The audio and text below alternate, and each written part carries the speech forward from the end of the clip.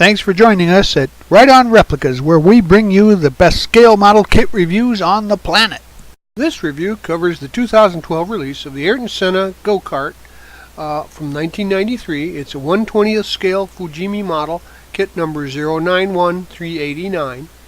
And this kit can be still found at online retailers, and it is a repackage with some new parts from the earlier kart. Fujimi doesn't use skill levels, but I would call it a skill level 4 for moderate builders due to the parts count and the need for paint and glue.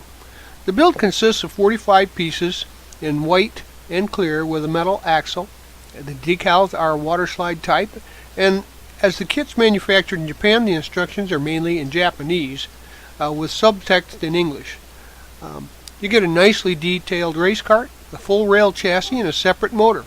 The figure is molded in clear styrene, and for some odd reason, I recommend that you use a etching primer for the figure because of that clear plastic they're using. Now overall, this is a small kit, and final dimensions are 3 3/4 inches long, 2.5 inches wide, and 2 inches high. Here are the decals for this kit. As you can see, they're very colorful and the registry is good. I strongly recommend using some decal setting solution to make it fit those contours, but as always, use the manufacturer's safety and use guidelines when using any of the products mentioned here in the review for your own protection. For the most part, I use Model Master liquid cement. Occasionally super glue is needed for strength, and if you have clear parts, use a white glue or a clear part cement.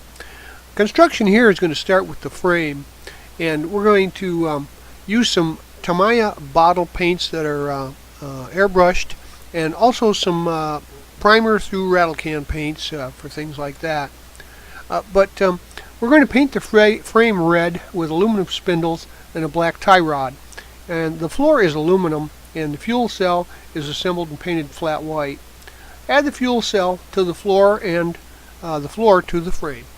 Gather these parts and paint the accelerator, brake, front frame, and steering column aluminum. The tank brace column supported is red and aluminum. Install the brake and accelerator, then add the frame.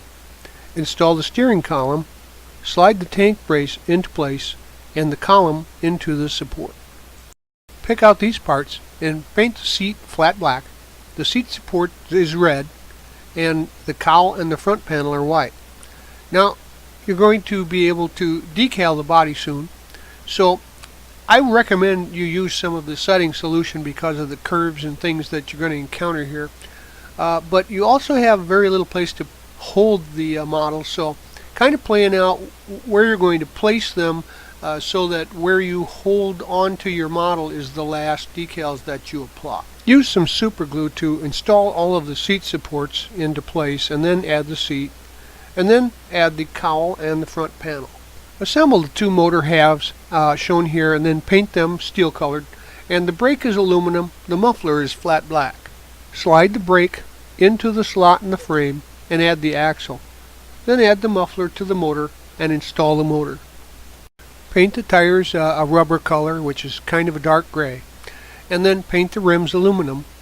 The bumper is aluminum, and the chain is steel with aluminum sprockets.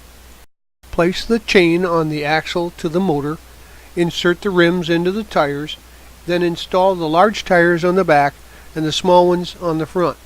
Then add the bumper. Grab these parts out of the kit for the next phase of construction and paint the side boxes white. Assemble the muffler and paint it flat black. Paint the rear number plate yellow, and the chain guard is red. The steering wheel is a flat red and aluminum.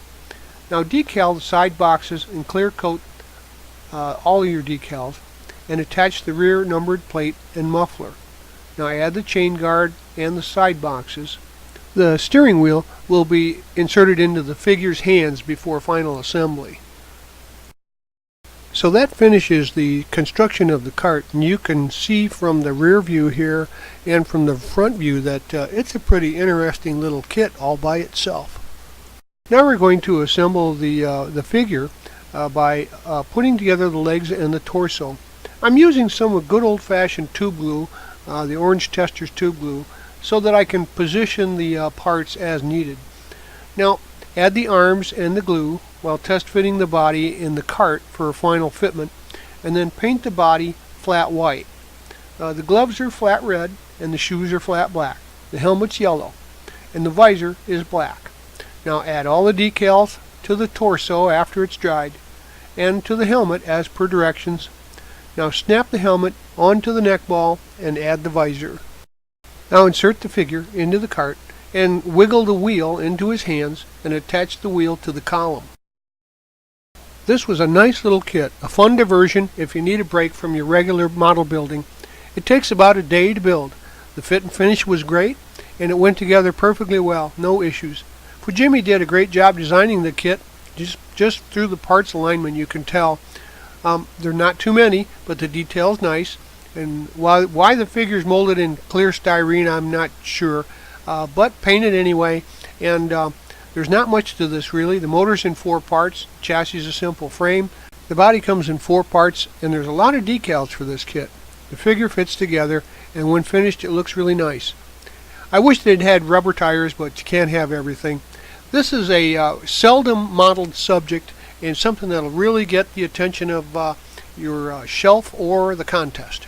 We hope you liked this premium quality step-by-step review, and so that you don't miss any more, please subscribe to our YouTube channel. But you can find us on Facebook and also at our website, www.rightonreplicas.com. Thanks!